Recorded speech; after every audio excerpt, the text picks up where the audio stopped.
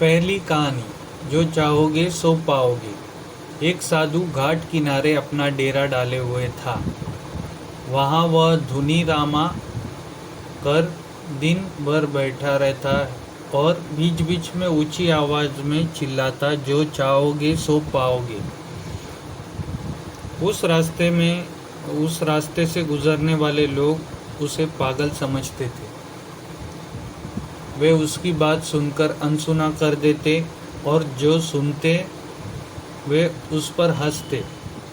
एक दिन एक बेरोजगार युवक उस रास्ते से गुजर रहा था।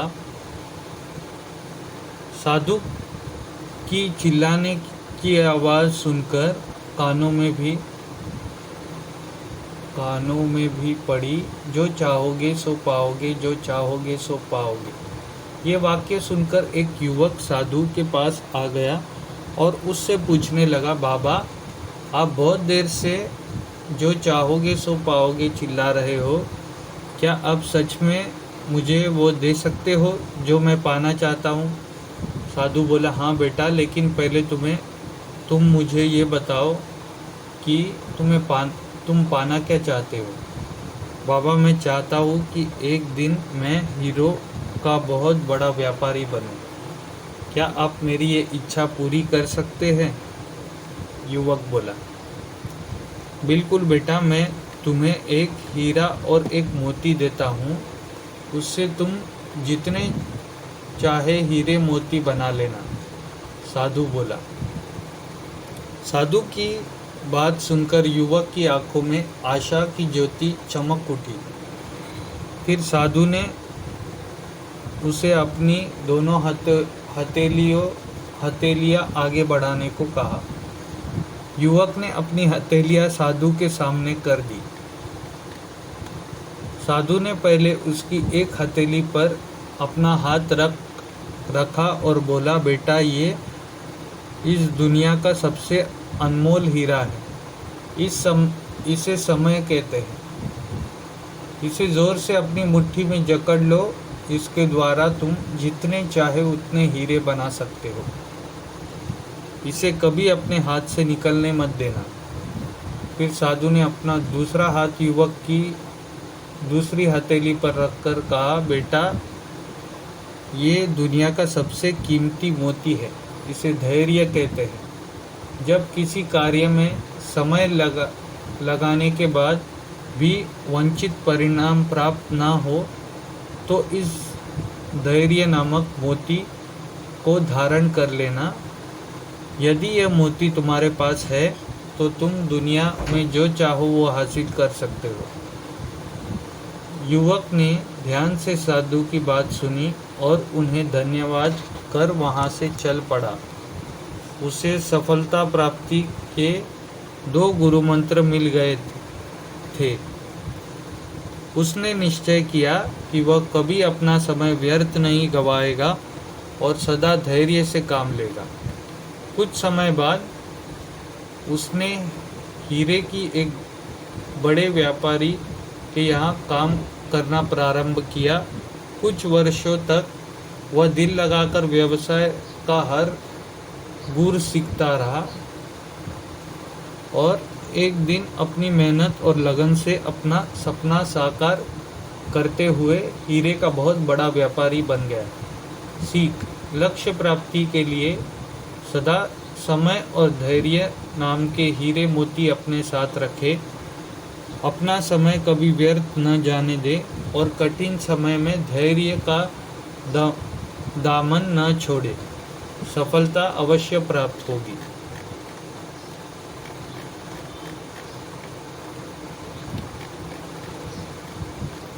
दूसरी कहानी, अपनी क्षमता पहचानो। एक गांव में एक आलसी आदमी रहता था। वह कुछ काम धाम नहीं करता था, बस दिन भर निठल्ला बैठकर सोचता रहता था कि किसी तरह कुछ खाने को मिल जाए। एक दिन वह यूं ही घूमते घूमते आम के एक बाग में पहुंच गया। वहाँ रसीले आमों से लदे कई पेड़ थे। रसीले आम देख उसके मुंह में पानी आ गया और आम तोड़ने वह एक पेड़ पर चढ़ गया। लेकिन जैसे ही वह पेड़ पर चढ़ा, बाग का मालिक वहां आ पहुंचा। बाग के मालिक को देख आलसी आदमी डर गया और जैसे तैसे पेड़ से उतरकर वहां से भाग खड़ा हुआ। भागते भागते वह गांव में बाहर स्थित जंगल में जा पहुंचा। वह बुरी तरह से थक गया था, इसलिए एक पेड़ के नीचे बैठकर सुस्ताने लगा। तभी उसकी नज़र एक लोमड़ी पर पड़ी। उस लोमड़ी की एक टांग टूटी हुई थी और वह लंगड़ा कर चल रही थी। लोमड़ी को देख आलसी आदमी सोचने लगा कि ऐसी हालत में भी इस जंगली जानवरों से भरे जंगल में ये लोमड़ी बच कैसे गई? इसका अब तक शिकार कैसे नहीं हुआ? जिज्ञासा में वह एक पेड़ पर चढ़ गया और वहां बैठकर देखने लगा कि अब इस लोमड़ी के साथ आगे क्या होगा।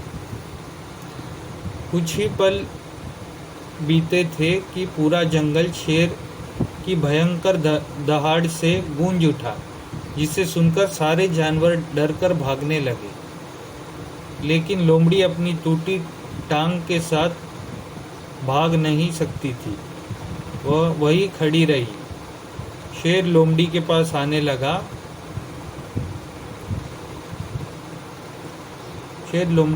आने लगा। आलसी आदमी ने सोचा कि अब शेर लोमड़ी को मारकर खा जाएगा, लेकिन आगे जो हुआ वह कुछ अजीब था। शेर लोमड़ी के पास पहुंचकर खड़ा हुआ।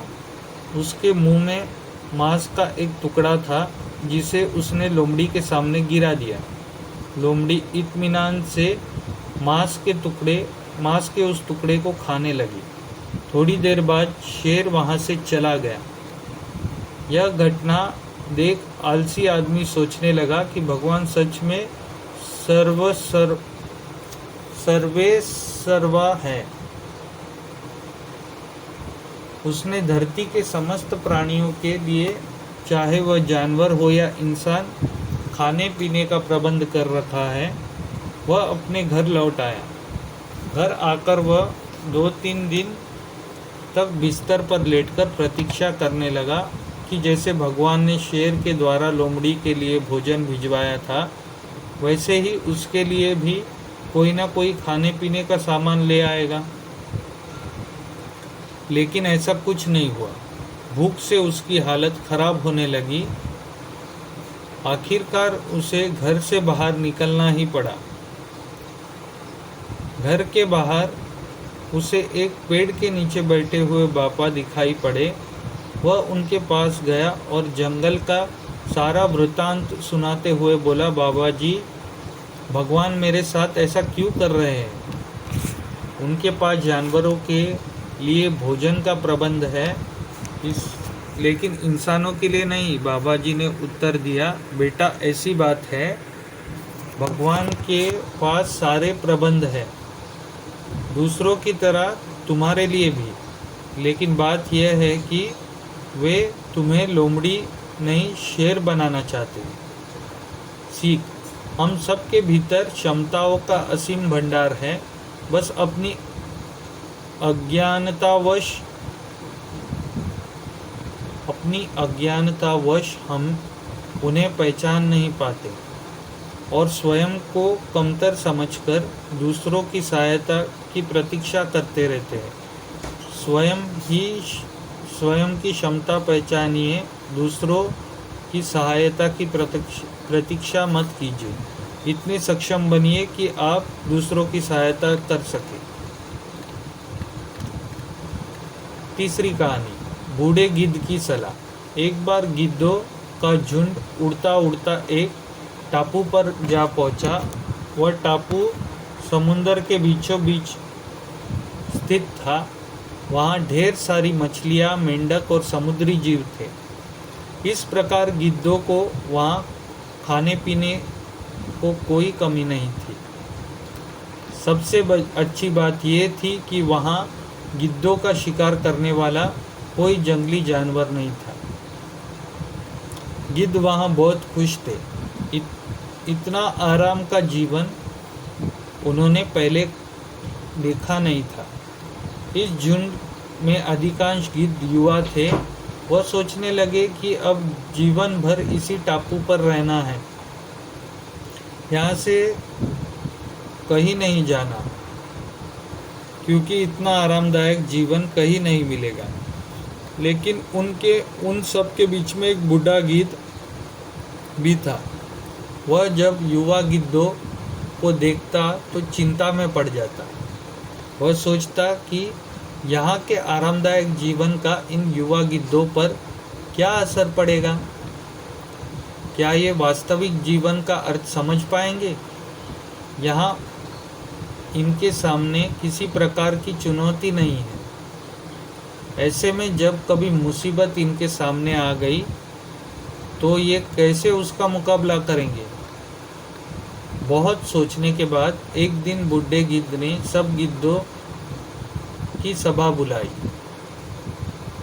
अपनी चिंता जताते हुए वह सबसे बोला, इस टापू में रहते हुए हमें बहुत दिन हो गए हैं।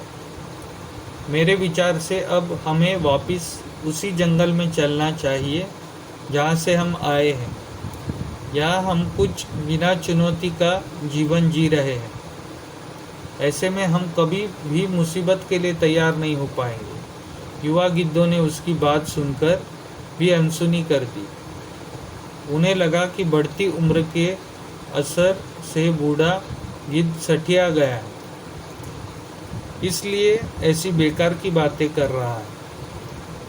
उन्होंने टापू की आराम की जिंदगी छोड़कर जाने से मना कर दिया।